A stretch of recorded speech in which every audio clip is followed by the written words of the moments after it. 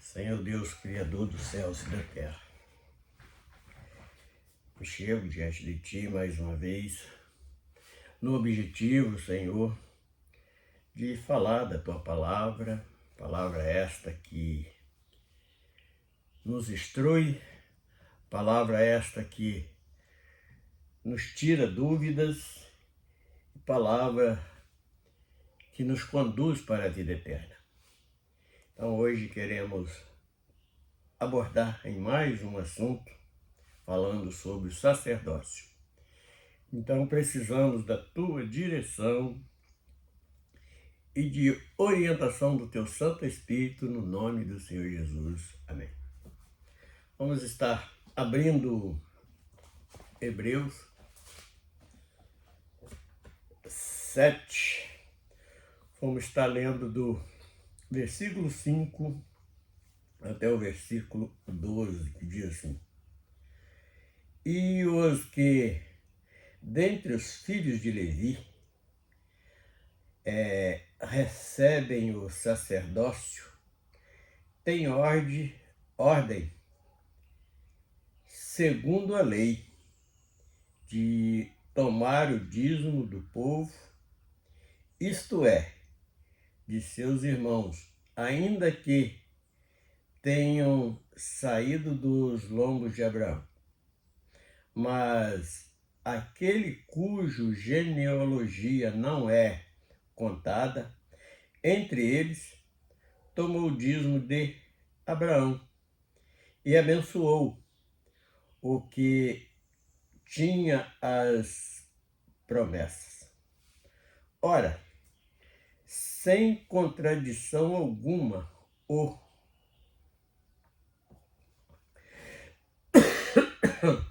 menor é abençoado pelo maior. E aqui, certamente, tomam dízimo homens que morrem ali, porém, aquele de quem se testifica que vive. E para assim dizer, por meio de Abraão até Levi, que recebeu dízimos, pagou dízimo. Porque ainda ele estava nos lombos de seu pai, quando Melquisedeque lhe saiu em encontro. E de sorte que, se a perfeição fosse pelo sacerdócio levítico, porque sob ele o povo recebeu a lei, que necessidade havia logo de que outro sacerdote se levantasse, segundo a ordem de Melquisedeque, e não fosse chamado segundo a ordem de Arão. Porque, mudando-se o sacerdócio, necessariamente se faz também em mudar a lei. Bendito seja o nome do Senhor.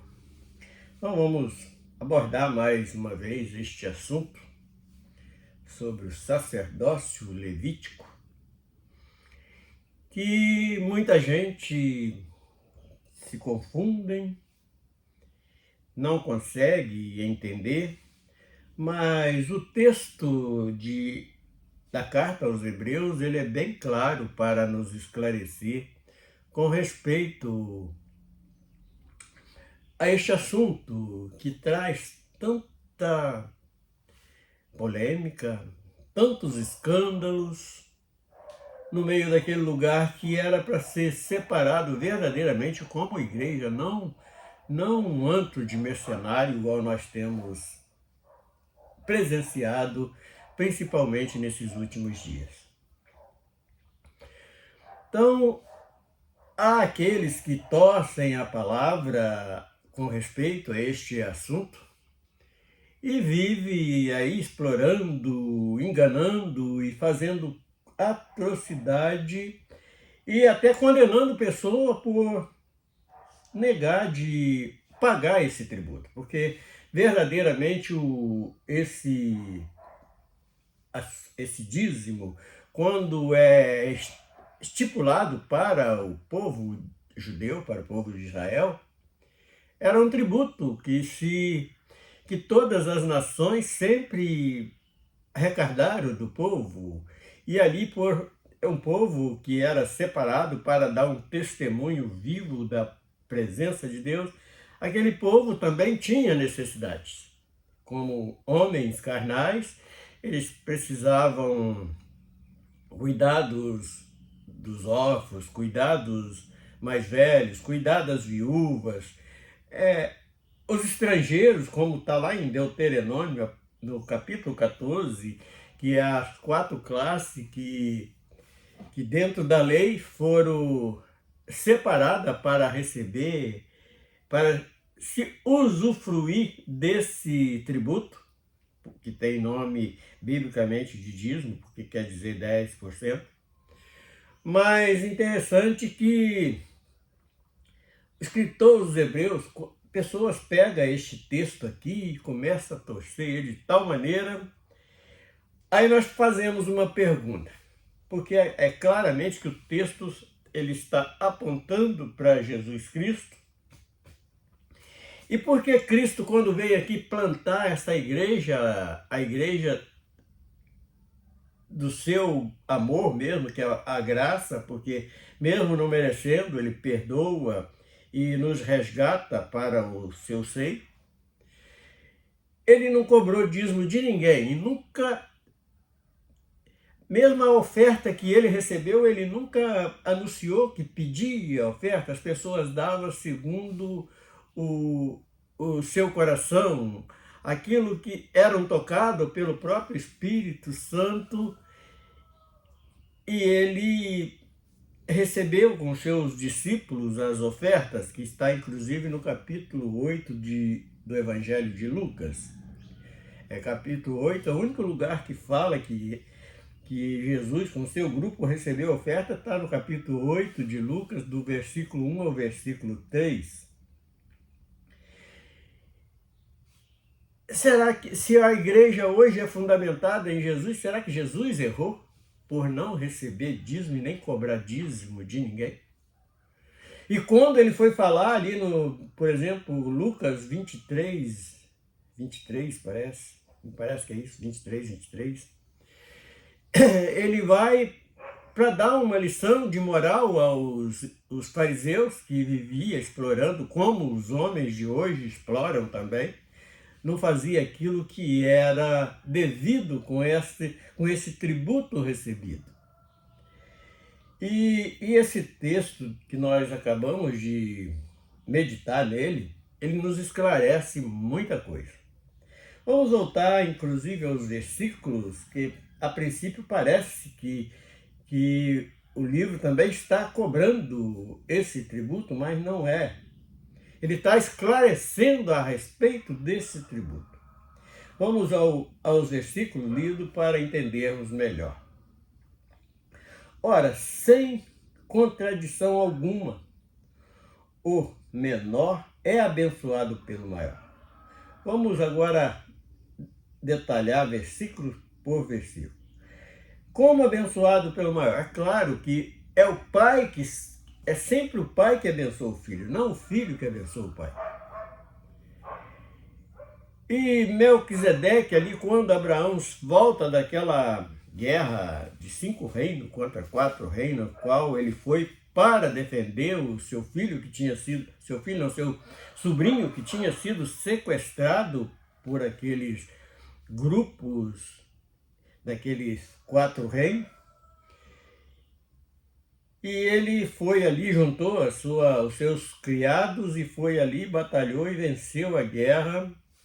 E eles se apossou do direito que tinha, do despojo da guerra, ele pega daquele despojo da guerra, porque o texto ele é bem claro aqui também, é só ler o texto todo que vai esclarecer que o dízimo que Abraão pagou foi dos despojos, não das propriedades que ele possuía. Então, Melquisedeque sai e abençoou, porque Abraão não venceria aquela guerra se não fosse pelas mãos do Senhor. E ele, em agradecimento, ele dá ele paga ali foi em forma até primeiro parecer, parece que foi até assim um propósito de oferta que ele fez para o sacerdote Melquisedeque. E ali Melquisedeque estava representando o próprio Senhor, ali naquele ato de abençoar Abraão. E o verso 8. E aqui certamente tomam dízimo homens que morrem ali. Porém, aquele de que nem se testifica que vive. Por quê? Naquela época de Abraão, quando ali Deus tinha dado a promessa a Abraão, estava na promessa, ainda não tinha um conhecimento da realidade que iria acontecer. Porque Deus, assim como com as coisas loucas para confundir as sábias, então Abraão já de idade bem avançada, esposas com idade bem avançada, não tinham filhos, e eles entram em um certo desespero que quando o anjo vai falar com Abraão a respeito do herdeiro, Sara, inclusive, acha graça daquilo, pela idade que ela tinha, mas a descendência de Abraão estava viva também ali nas suas entranhas. Então, o que vive, testifica que vive. Então, está falando do próprio, esse que vive também está apontando para o Filho de Deus que desceria do céu para nos redimir de todo pecado. E para assim dizer, por meio de Arão, até Levi, que recebem dízimo, pagou dízimo. Então ali foi, quem não entende muito bem, só usam Malaquias 3:10, mas verifica bem onde está a lei do dízimo, um pouquinho em Levítico 27, e bem esclarecedor mesmo é Deuteronômio 14, a partir do versículo 22 até o verso 29, está bem claro ali como é a lei do dízimo, que foi estipulado para o povo de Israel, e quem recebia eram os levitas.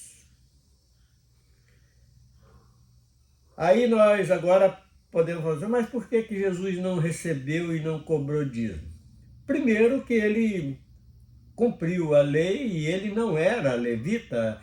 Jesus era da tribo de Judá. Carnalmente ele era da tribo de Judá. E também não é algo para a igreja gentílica que seria implantada ali naquela transição da lei para a graça. Ali foi acrescentado o povo gentil como a igreja comprada e remida pelo sacrifício de Cristo no Calvário. Então, como repetiu 9, e para assim dizer, por meio de Abraão até Levi, que recebeu dízimos, pagou dízimos. Então, o texto ele é bem claro, não é para todas os povos que aquela lei daquele tributo de 10% seria implantada, era para o povo, ali era o governo teocrático, que quase ninguém explica a respeito desse negócio. O que é a teocracia? Governo de Deus. Deus ali separava alguém como um sumo sacerdote, um juiz, um profeta, para estar direcionando o povo. E aquele povo não deveria ser um povo que passasse necessidade. Israel estava num período de conquista, tinha muitas guerras, dava muitos órfãos, muitas viúvas, muitos que eram trazidos para o povo de Israel. Deus é um Deus justo, ele não vai deixar porque o camarada é um povo que não é um judeu, deixar ele morrer de fome. Então esse tributo era separado para os levitas, que não tinha herança no meio de Israel, para os órfãos, os estrangeiros e as viúvas. Então eram 4 classes beneficiadas com esses valores, com esses tributos. Agora vamos para o verso 10. Porque ainda ele estava nos lombos de seu pai, quando Melquisedeque lhe saiu ao encontro. Aqui já mostra como Deus sempre esteve na frente desse negócio, mas como o próprio identificação de Melquisedeque, ele era um rei de justiça. Então apresenta isto, e Deus ele é justo, ele ali estava representando algo muito excelente, que era a justiça de Deus, o amor de Deus, e mostrar para Abraão que Deus estava com ele naquela batalha. Agora o 11. De sorte que se a perfeição fosse pelo sacerdócio levítico, aí tem uma parte aqui que é apenas ideia do copiador, que diz assim: porque sob ele o povo recebeu a lei. Essa parte aqui é apenas ideia do copiador, que agora vem as escrituras,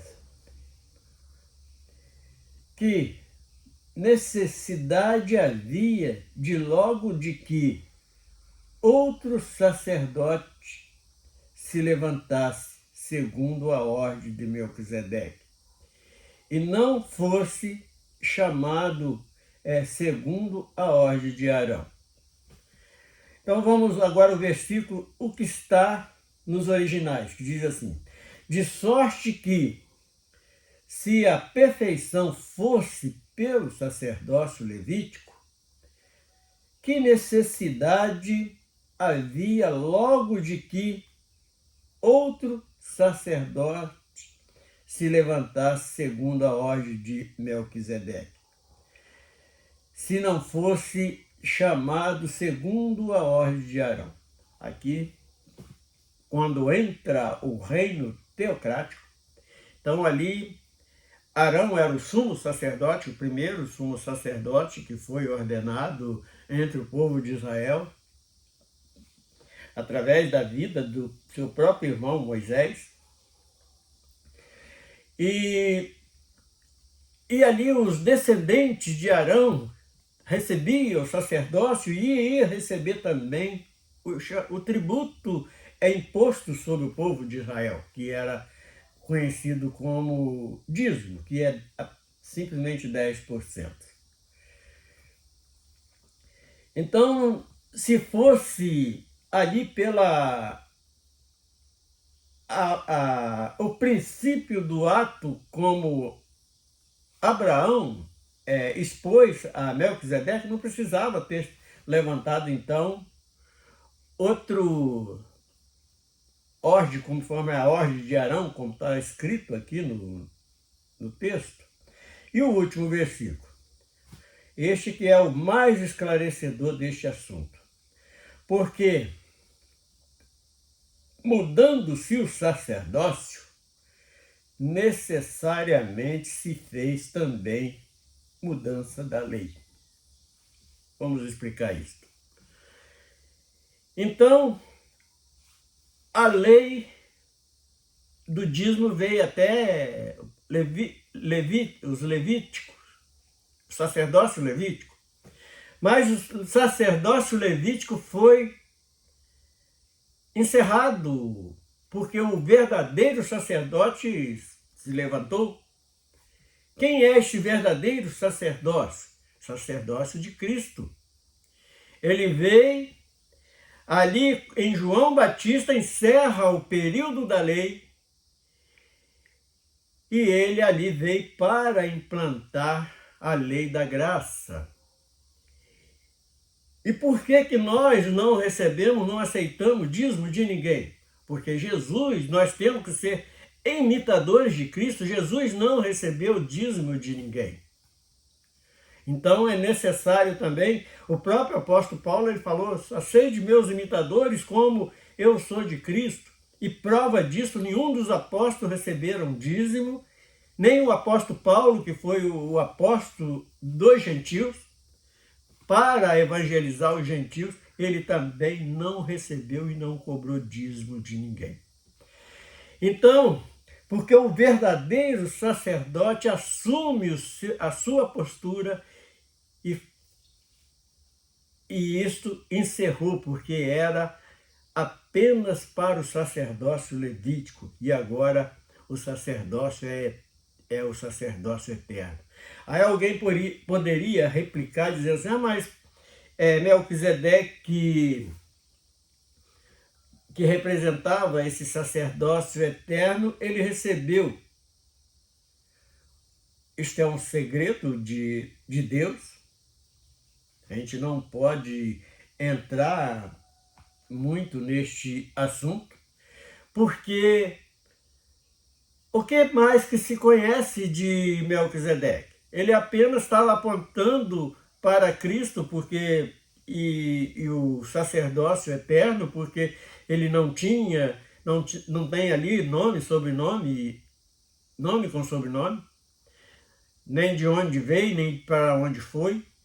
Então apareceu apenas nestas duas partes, lá no Gênesis e aqui na carta aos Hebreus, e ninguém mais sabe mais nada a respeito de Melquisedeque. A única coisa que nós sabemos é que ele estava apontando para o sacerdócio eterno, o sacerdócio de Cristo. E mais uma vez vamos confirmar. Por que nós não aceitamos dízimo, não recebemos dízimo? Porque somos imitadores de Cristo e ele não recebeu e não cobrou dízimo de ninguém. Aí alguém tem usado disso, mas em Lucas Jesus cobrou dízimo. Não, ele não cobrou. Ali estava um fariseu se justificando porque dizimava. Ele falou assim, olha, faça isso, mas faça completo. Além de você tributar com o seu dízimo, dispensa também o amor para as vidas, porque não, apenas esse valor não vai te beneficiar em nada. Estou colocando as nossas palavras. E ele também, ele não proibiu, por quê? Porque ele ali ainda estava na transição, a lei que estava vigorando até ele implantar a graça no Calvário, era a lei mosaica, a lei do sacerdócio levítico. Então esta é a nossa posição, é o nosso entendimento, é a nossa explicação neste assunto. Enquanto tem muitos aí condenando, se não dá o dízimo vai para o inferno, não sei o quê, não sei o quê. Mentira. Mentira pura só para poder te intimidar, para fazer você pagar uma coisa que não tem necessidade de pagar. Medita nisto, porque é a verdade das Escrituras Sagradas que nos esclarece tudo. Senhor Deus, nós louvamos o Teu nome, nós te bendizemos pela grandeza da Sua santidade. Nós queremos mais uma vez, Senhor,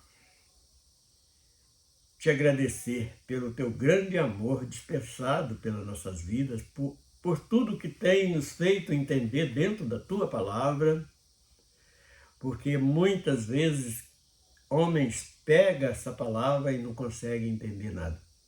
Mas através do Teu Santo Espírito, abre algo de excelente na nossa visão espiritual.